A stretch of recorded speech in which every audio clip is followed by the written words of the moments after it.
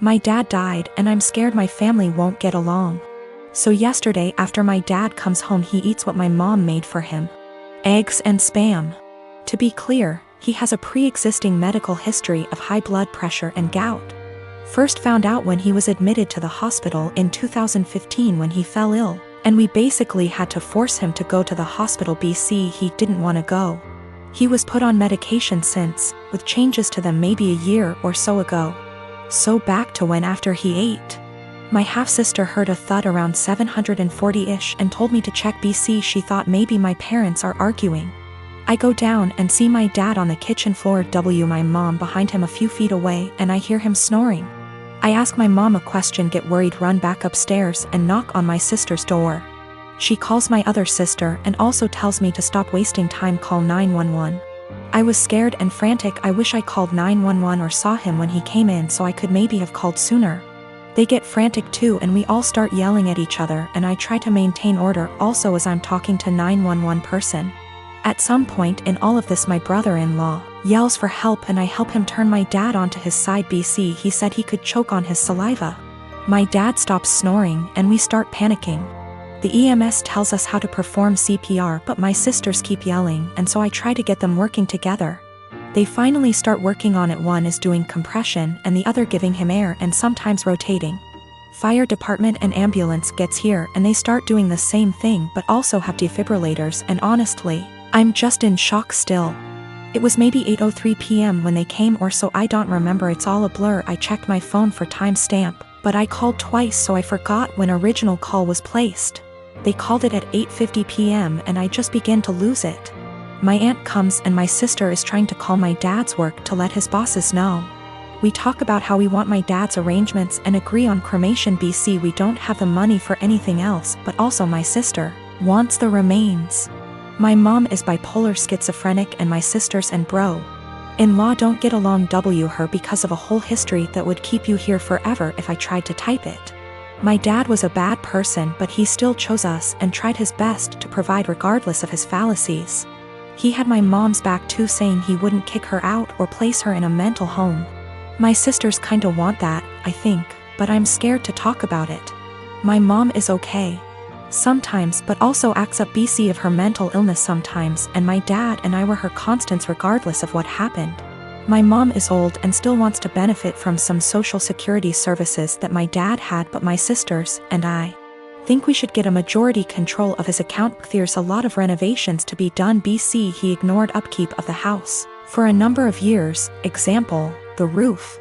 My mom is not very sad about the ordeal. BC she had a long history of mental abuse from my dad and I understand, but we for some reason stayed together. It how to move forward except for one moment at a time and I'm still waiting for funeral home to come pick up his body. It's 8:13 a.m. now, been waiting since night before. And I have been crying but also I can't sleep and I'm sorry if this doesn't meet guidelines. I just need to vent even though I told a few friends. I'm still in disbelief. How this will moving forward. I believe it can though. But it's hard to stay positive. My dad married my stepmother 3 months ago and I feel like it made my life significantly harder and less pleasant. They moved in with us and for the indefinite future this situation will not change. We have a 3-bedroom house and before they moved in, my dad and I had our rooms, both with bathrooms.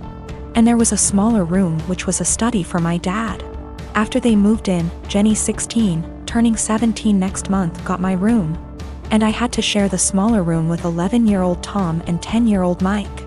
All my books, my telescope, my stuff are packed and in the basement now since there's no space anymore. This made me real angry, but my dad told me that I have to be a team player and this is what him and his wife agreed on. Jenny treats me like shit. She sometimes acts as if I'm not there at all, and sometimes is super aggressive and hostile towards me. The other I asked Tom to stop going through my things and she became so angry that I have no right to order her brother around. She told me to get it in my thick skull that I'm not their big brother to tell them what to do. Even though all I asked was for them to stop going through my things. She said it's best if I don't talk to them at all since that way they will get less influence from a weirdo like me. What I don't get is that if she's so concerned that I might leave a bad influence on Tom and Mike, why doesn't she take them into her room? Tom and Mike don't respect any boundaries. They're always through my stuff. I have a watch which was a gift from my mother. She died of cancer, and they took it from my drawer and lost it. I found it weeks later in the basement with its front glass broken. Before they moved in, I used to get a $100 allowance every month. Now Jenny gets $75, I get $35, and Tom and Mike each get $30. I had an Xbox, but these kids broke it down. I used to spend a lot of time with my dad. He used to come see me play basketball almost every week. He hasn't done it even once in the past 3 months since he's always working overtime. We eat out once a week, and none of them in these 3 months have been to any of my favorite places, but Jenny, Tom, and Mike have each chosen their favorites more than once. I complained about all of it to my father last week, and he told me that family is all about sacrifices, and I have to make mine. Haven't I made enough sacrifices already? I feel like I'm the only one making sacrifices. I looked forward to them moving in here, but I now feel like an outsider at home. It's not my home anymore. Life has become very difficult for me. I spend as much time as I can outside because inside is so frustrating, but this is causing problems as well. My dad keeps telling me that not being around means I'm not accepting them as part of the family, while in reality it's the opposite. So I get grounded for not being around, and being around is horrible. I don't want to live here anymore, but I'm only 15 and can't move out. I have nobody else who can take me in. I can't stay here for 3 more years. I'll go crazy. I often fantasize about running away at night, but I know that's also as horrible, if not even more. I sustained very bad injuries to my face this month. I'm in the stage of healing when the scar tissue has formed, but it's still very tender, new skin. I'm going to have very obvious facial scarring for the rest of my life. The injury starts about 1 inch above my hairline, goes down over my brow so that on part, hair will not grow. It continues down my cheek where it is deepest. I'll always probably have an indentation in the fullest part of my cheek. Then it continues to my jawline.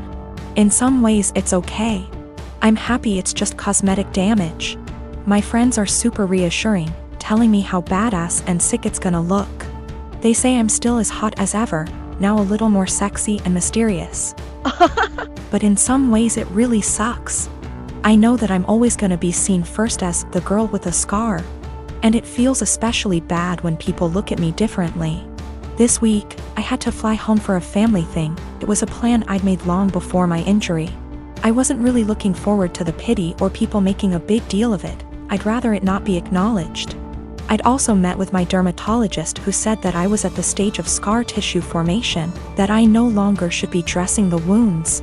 The skin was healing, and instead I needed to be applying topical cream and Vaseline to keep the site clean and moist. It also looks a bit ugly. The building scar tissue is very red and tender, and with the Vaseline over it, looks slick and shiny. So I get on this flight, I have the window seat, and I put on my headphones and drift off to sleep when the plane is still boarding. I wake up to this kid, maybe 4 years old, sat next to me, throwing a tantrum. I didn't catch the first part of it, and I honestly couldn't understand what he was yelling about. His father said to me, "Can you cover that injury?" I said that my dermatologist recommends I don't, so no, I don't think I will. He started snapping at me saying, "There is no need to be so rude. That injury is graphic and it's scaring my little one." I said, "This is my face. The only damn face I've got. It sucks being told I'm so ugly I can't show my goddamn face in public." He started to backtrack saying, "Just until it's healed," and I said, "It'll always be with me. Maybe teach some compassion and respect instead of telling a girl half your damn age what you think about her face. That's rude." He actually got up after that and I think went to a stewardess about a seat change because a young couple came to sit next to me on a few minutes instead. I've gotta admit, I felt so low that I put on my sunglasses and had a quiet cry for a few minutes. I own a small condo in Orlando. I bought it while working for the Mouse, and my friend Ben lived there with me. Ben's a cook and is rarely home. He has a large room that is accessible from outside, an attached bathroom that locks to the rest of the house. Well, I got a different job, got engaged to my partner, and moved a few hours away. We kept the condo as a place to stay when we visit the parks. And we agreed with Ben that he could continue living there as long as he paid all the utilities and maintained the place. Our friends use it too, they pay a bit for utilities, are told don't bother Ben, and clean before they leave. Between everyone who uses it, we've gotten stuff donated, so it's now a fully stocked vacation home. My immediate family and I have a bad history, but we mended. They've used the condo 3//4x a year. On Monday, Ben got woken up at 2 a.m. by hammering on the main door. My aunt and uncle, their kids, and their grandkids were all there waiting to be let in. I haven't spoken to these people in years after they decided I was the devil's spawn for being gay. They demanded that the caretaker give them the keys.